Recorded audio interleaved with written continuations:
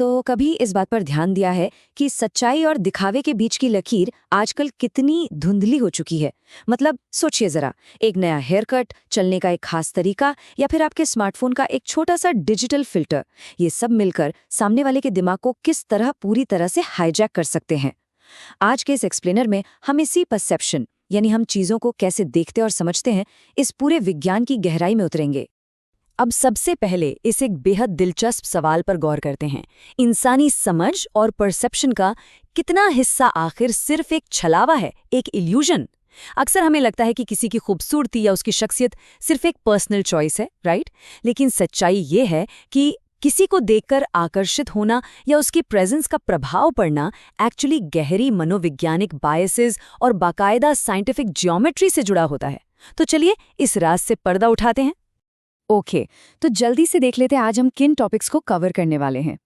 The psychology of perception, framing the physical face, the kinesthetics of confidence, the beauty filter illusion, the attractiveness halo effect और आखिर में redefining modern presentation. तो शुरुआत करते हैं अपने पहले हिस्से से, framing the physical face, the geometry of aesthetics. Jealousy महे हेयर स्टूडियो की एक डीपली रिसर्च सोर्स से एक बड़ी इंटरेस्टिंग बात निकल कर आती है। एक अच्छा हेयर स्टाइल वो सिर्फ फैशन नहीं है, वो प्योर ज्योमेट्री है। यहाँ ये जो अलग अलग फेस शेप्स है ना, ओवल, राउंड, स्क्वायर, हार्ट, ऑब्लोंग, हर एक की अपनी एक अलग खासियत होती है। एक माहिर स्टाइलिस्ट दरअसल इन्हीं एनाटॉमिकल मार्कर्स और चेहरे की चौड़ाई को नापकर एक ऐसी विजुअल सिमेट्री क्रिएट करता है जो हमारी आंखों को ऑटोमेटिकली आकर्षक लगती है। ये कोई जादू नहीं, मैथमेटिकल साइंस है।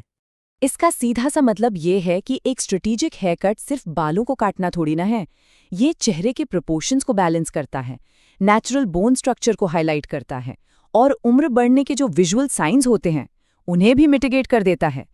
बिना एक शब्द बोले ही एक सही हेयर कट किसी को भी ज्यादा जवान, प्रोफेशनल और सामाजिक रूप से अनुकूल दिखा सकता है। दिमाग पहले ही सेकंड में इससे प्रभावित हो जाता है। अब आते हैं अपने दूसरे हिस्से पर, the kinesthetics of confidence, the mechanics of deliberate movement. Static appearance के बाद अब बात करते हैं मूवमेंट की। जेंटलमैन्स गैजेट की रिसर्च के अनुसार चलने के तरीके में कॉन्फिडेंस की पूरी मैकेनिक्स छुपी होती है। आत्मविश्वास से चलने का मतलब सीना चौड़ा करके चलना बिल्कुल नहीं है, बल्कि एक नेचुरल और अच्छा पोस्चर रखना है। कदम शांत और नपे तुले होने चाहिए। और एक बड़ा जरूरी नियम, हाथों को अपनी पैंट की जेबों से हमेशा बाहर रखना। दरअसल सेना में जेब में हाथ डालकर चलना एक बड़ा अपराध माना जाता था, क्योंकि अचानक गिरने पर आपके हाथ बचाव के लिए बाहर नहीं होंगे और सीधे चेहरे पर चोट लगेगी। कमाल की बात है ना? और हाँ, कॉन्फिडेंस का मतलब पूरे रास्ते पर कब्जा करना बिल्कुल नहीं है। यहाँ साफ होता है कि एक कॉन्फिडेंट चाल का असली मतलब होती है स्पेशल अवेयरनेस, यानी जब आसपास भीड़ हो तो दूसरों का ख्याल रखना और किसी के रास्ते में अचानक ना आना ही सबसे बढ़िया एटिकेट है। एक बहुत ही हैरान करने वाला ऐतिहासिक तथ्य भी है यहाँ। पुराने जमाने में शिवालरी के नियम के अनुसार पुरुष हमेशा सड़क के बाहरी हिस्से पर चलते थे। क्यों? ताकि उनके साथ चल रही महिलाओं पर गंदे नाले का पानी या कीचड़ ना उछले। वक्त के साथ नियम बदले जरूर हैं, लेकिन खुद को एक सक्षम और ख्याल रखने वाले व्यक्ति के रूप में प्रस्तुत करने का मूल उद्देश्य वो आज भी वही है। खैर, फिजिकल दुनिया से अब चलते हैं डिजिटल दुनिया की तरफ। भाग 3, the beauty filter illusion, manipulating the digital self. Artificial intelligence और ब्यूटी फिल्टर्स पर हुई एक विशाल एकेडमिक स्टडी बताती है कि फिजिकल दुनिया के नियम डिजिटल दुनिया में और भी कई गुना बढ़ जाते हैं। इसे ठीक से समझने के लिए पहले अट्रैक्टिवनेस हेलो इफेक्ट को समझना जरूरी है। ये हमारे दिमाग का एक ऐसा छलावा है जहां हम खूबसूरत दिखने वाले लोगों को खुद ब खुद ज्यादा समझदार, भरोसेमंद और सफल मान लेते हैं। और सच पूछिए तो सोशल मीडिया ऐप्स और उनके फिल्टर्स पूरी तरह से इसी साइकोलॉजी का फायदा उठाते हैं। इस स्टडी का वजन आप इस एक नंबर से समझ लीजिए, 2748। 2748 पार्टिसिपेंट्स ने हजारों अलग अलग चेहरों को रेट किया। इतना बड़ा डेटा सेट ही इस स्टडी के निष्कर्ष को इतना प्रभावी और सॉलिड बनाता है। तो आइए देखते हैं इसके में नतीजे। भाग 4, the attractiveness halo effect, exposing digital biases. Research में देखा गया कि एआई फिल्टर्स बस एक क्लिक में हमारी बुनियादी सोच को कैसे पलट देते हैं। जब बिना फिल्टर वाले आम चेहरों पर एआई ब्यूटी फिल्टर लगाकर लोगों को दिखाया गया, तो उन्हीं सेम चेहरों को लोगों ने न सिर्फ ज्यादा आकर्षक बल्कि ज्यादा खुश और यहाँ तक कि ज्यादा भरोसेमंद भी माना। सोचिए, इंसान बिल्कुल वही है, बस एक फिल्टर लगा दिया और लोग उन्हें एक बेहतर इंसान मानने लगे। पर इसमें एक और दिलचस्प पहलू है, सैचुरेशन इफेक्ट। अगर किसी ऐसे चेहरे पर फिल्टर लगाया गया जो पहले कम आकर्षक माना गया था, तो फिल्टर के बाद उसकी पॉजिटिव रेटिंग्स में जबरदस्त उछाल आया। लेकिन अगर कोई चेहरा पहले से ही हाईली अट्रैक्टिव था, तो फिल्टर लगाने के बाद भी उसकी इंटेलिजेंस या ट्रस्टवर्दीनेस की रेटिंग्स उतनी तेजी से नहीं बढ़ी। यानी खूबसूरती की एक लिमिट आने के बाद दिमाग का ये बायस ठहर जाता है, वो लीनियरली आगे नहीं बढ़ता।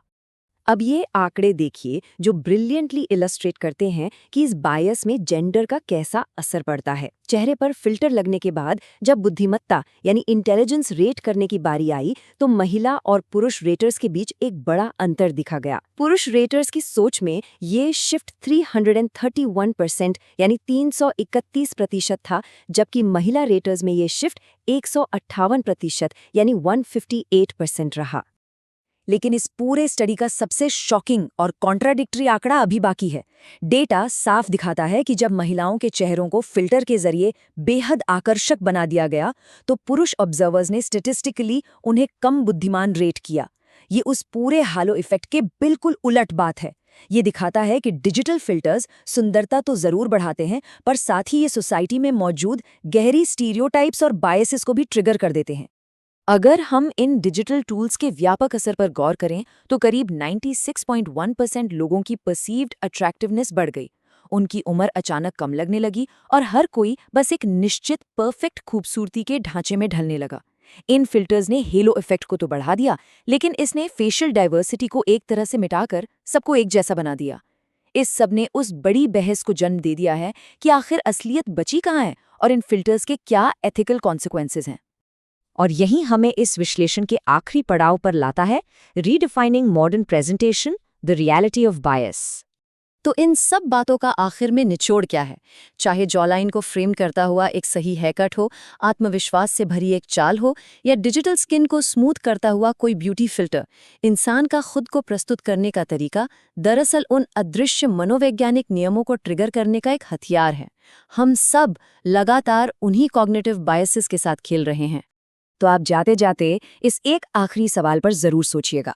अगर समाज की धारणाएं एक सिंपल हेयर कट, चलने के सोचे समझे तौर तरीके या एक डिजिटल फसाड से इतनी आसानी से बदली जा सकती हैं, तो हर रोज हम एक दूसरे को देखकर जो फैसले लेते हैं, उसमें से आखिर कितना हिस्सा सच है?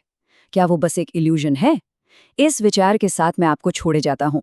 आज के इस एक्सप्लेनर में शामिल होने के लिए बहुत बहुत शुक्रिया।